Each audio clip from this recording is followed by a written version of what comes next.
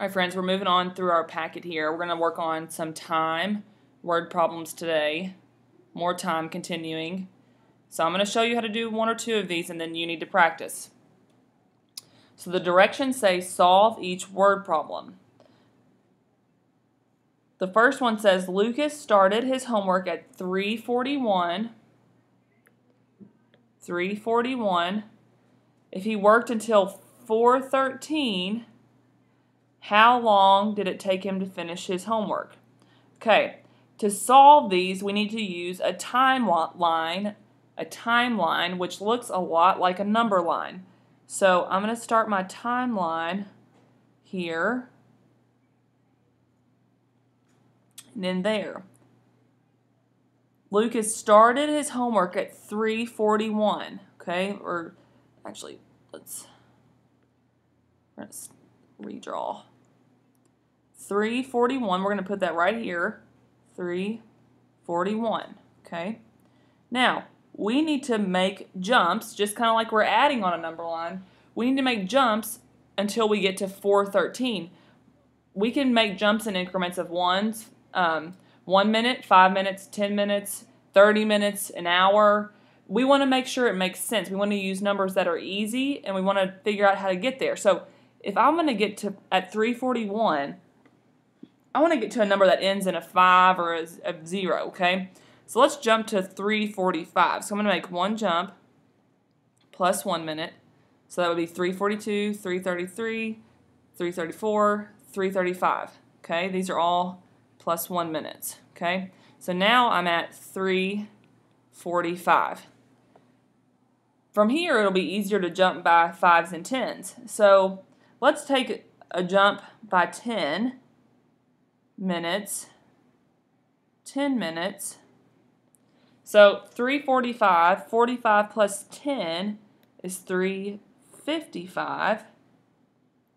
Okay, let's jump 5 minutes to get to 4 o'clock, because once the minute hand gets to 60, it starts a new hour. So that'll be 4 o'clock. And then from 4, an easy jump would be 10 minutes to get to 4:10. And then I'm just going to do 1, 2, 3 more 1 minutes. And that will get me 4:10, 4:11, 4:12, 4:13. That's where we want to be. Now, to figure out how long did it take him to finish his homework, we need to count up all of our minutes. So I'm going to count up. I'm going to highlight my minutes here. So there are the ones. There are my ones. Here are my 10s. These are 10s. And here's a 5. Okay, so we need to add all of those together. So let's add our ones together first. So in this chunk, I have 4 ones and 3 ones. So I have 7 minutes. Okay, so we took 7 1-minute jumps. And then I'm going to look at my 10. So there's 20. So 20 more minutes. And then we have just this 5 minutes remaining. Let's see how long, add all these together and see how long it took him to finish his homework. 7 plus 5 is 12. Regroup. Took 32 minutes. And we used our number line here. Moving down, I'll do this one with you as well. And then you all can practice the last two on your own. It says Carla needs to bake her cookies for 25 minutes. 25 minutes. If she puts them in the oven at 11:46, what time should she take the cookies out? Okay, so let's think about this. We need to draw our timeline. She puts them in the oven at 11:46. So I'm going to start there on our timeline, and we need to go 25 minutes. All right. So we need to decompose 25. So let's break them into easy things. Let's do 1146 plus 10. So 46 plus 10 is just 1156. So we've gone 10 minutes. Let's jump 10 more minutes. 1156 plus 10, so 56. I know 4 minutes will get me to 60, and that will be 12. So I need 6 more minutes, so that'll be 12:06. So now I've gone 10, 20 minutes. Now I need to go 5 more to make 25. So I'm just going to do a little hop, plus 5, 12:06 plus 5, so 12:06, and 5 more, that's going to be 12:11 because 6 plus 5 is equal to 11. So she should take the cookies out at 12:11. Clean this up. She should take the cookies out at 12:11. Okay. She should take the cookies out at 12:11. Now it's your all's turn. I will read them for you, but you need to draw a number line and figure them out on your own. The third one says, at 5:16, Danny went to play at a friend's house. If he returned at 6:48, how long was he gone for? So draw your number line and put 5:16, or your timeline, and you should put 5:16 right here. And then see how long it took him if he returned at 6:48. The fourth one says, Miss Jacobs asked her class to read for 25 minutes. If they started at 12:55, what time did they stop? So you can draw your number line for that one and solve. Moving on. Liquid volumes and masses. We haven't, if you're getting here, we have not done this in class yet, but that's okay. This will be kind of a head start for you. Okay, so the directions say, use the word bank below to help decide which unit of measure would be used in each situation. Each will be used twice. So first, what's a gram? A gram is how we weigh something that's solid, something that's hard that you can pick up in your hand and it's not going to change shape. So we would weigh, if you held a pencil in your hand, you could weigh that in grams. If you were trying to like measure liquids like water or a soft drink or a drink or something like your milk, you would measure that in liters. Okay, so I'm going to give you all examples of what a gram, one paper clip weighs a gram. One paper clip weighs a gram.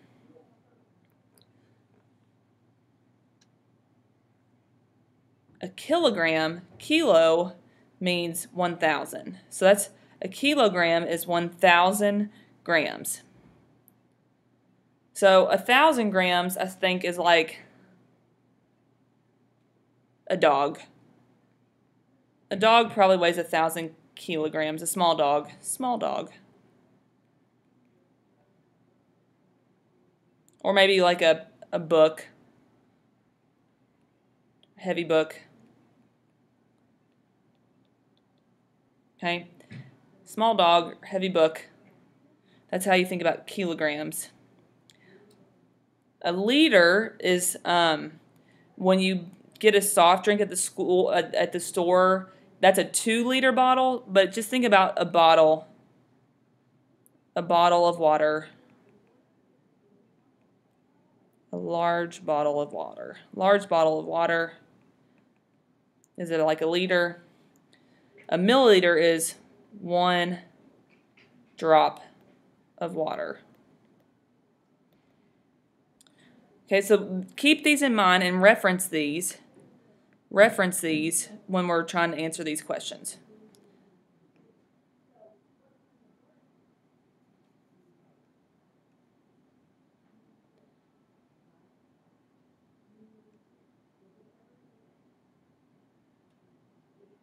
Okay, keep this in mind. So number 1 says the weight, which a gram, a liter, a kilogram, or milliliters would be similar to the weight of a notebook.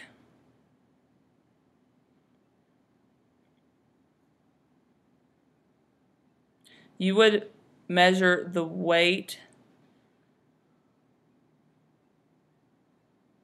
of a notebook in probably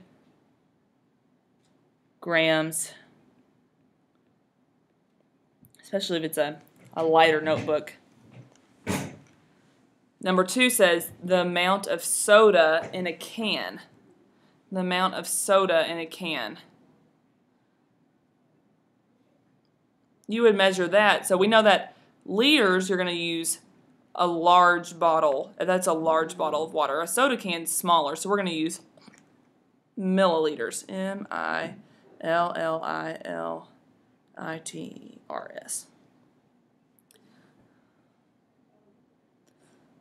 The weight of a person.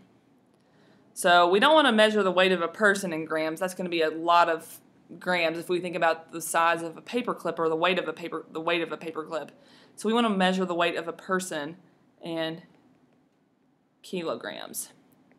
Now, I've done the first 3 for you. You all need to do 4, 5, 6, 7, and 8. Number 4 says the amount of punch in a punch bowl. So is that going to be liters, or if you're going to do volume, which is like liquid, or mass, which is grams? 5 says the weight of an apple. 6 says the amount of water in a bathtub. 7 says the amount of soup in a can. And number 8 says the weight of a pony. Okay, so you all can work on this and then move on when you're ready.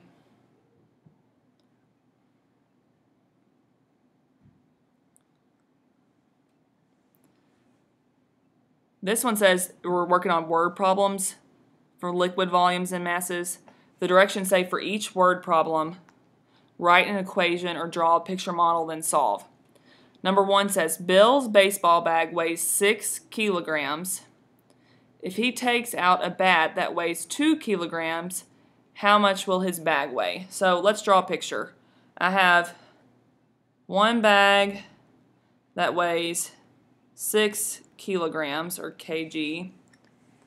He takes out his bat, and that weighs, so the bat, here's our bat, that takes that out, and that weighs 2 kilograms. How much does his bag weigh now? So you have 6 kilograms, and you take out 2 kilograms. I can see that that 6 minus 2 is now equal to 4 kilograms. All right, you all can do the rest of these. I'm going to read them for you, and then you all can practice. If you need help, let us know. Number 2 says, Kimberly is making strawberry lemonade for her class. She mixes 4 liters of lemonade and 2 liters of strawberry juice. How many liters of strawberry lemonade will Kimberly have? Number 3, for Bailey's birthday, she makes 8 liters of fruit punch. If her party guests drink 5 liters of the fruit punch, how much will she have left?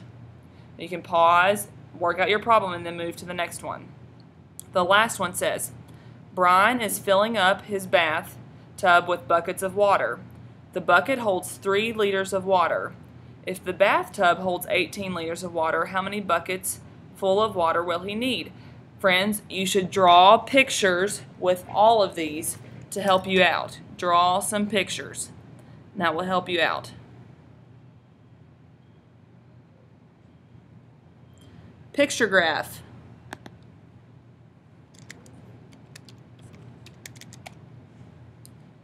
Picture graph. The directions say, use the tally chart to complete the picture graph, then answer the questions that follow. It says, Lily and her friends made star-shaped cookies to give out to their classmates at school. The tally chart shows how many each of the girls made. Use the tally chart to complete the picture graph. Notice, a star is equal to 2 star-shaped cookies. This is very important. Our key, this is called the key. This is extremely important on picture graphs. So for each star, that's two cookies, okay? So I'm going to do the one for Lily, and then you all can do the rest and answer the questions. So I'm looking here at Lily, and I see that she made 5, 10, 14 cookies. 5 plus 5 plus 4 is 14. So I'm going to draw a star, but that means for 2 cookies. So I'm going to count. I know she had 14, so I'm just going to go 1, 2, 1 star, 3, 4, another star, 5, 6, 7, 8, 9, 10, 11, 12, 13, 14. So Lily had 7 stars, but those 7 stars represent 14 cookies that she made. Because our key says that 1 star is equal to 2 star-shaped cookies. Very important to look at our key.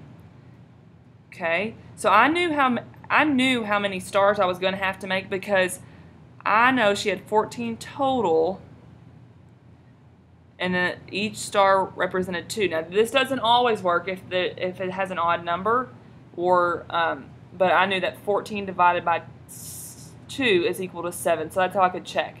If there's an odd number and I can see that Ruth's good. We're good. If you ever see one that has an odd number, you might have to draw half of a star if 1 star represents 2 cookies, but I think we're good for this one. You all need to fill in the rest of the chart. You need to fill in the data for Sarah and Ruth, and then answer the questions down here. The first question says, how many more cookies did Ruth make than Sarah? You need to answer that. And then the second one said, how many total cookies did the girls make? How many total cookies did the girls make? All right. So that should be pretty straightforward. Just work hard. Same thing with the bar graph. It says, use the tally chart to complete the bar graph, then answer the questions that follow. Students in Ms. Kemp's class were asked to choose their favorite subject. Use the results from the tally chart to complete the graph. First things first, I'm going to look at my key. First thing. Looking at my key, first thing. I see that one block in the bar graph is equal to 2 students. Okay, so I needed to keep that in mind when I'm filling out my data. I'm going to do the bar graph for reading. Reading. I'm going to use blue. So I'm looking at my reading tallies. I see that there 10 students chose reading as their favorite subject. But I know that 1 bar is equal to 2 students. So let's just count this again. I'm going to go zoom out on this a little bit. So 1, 2, 3, 4, 5, 6, 7, 8 students, 9, 10 students. Okay? Because I read in the tally chart that reading had 10 students that chose it as their favorite. So that I know that I need to color 5 bars in because 1 bar is equal to 2 students. You all need to do this for the rest of the bar chart, and then you need to answer the questions, how many more students like science than math? And then the second question says, how many total students are in Miss Kemp's class? So you all should be able to do this.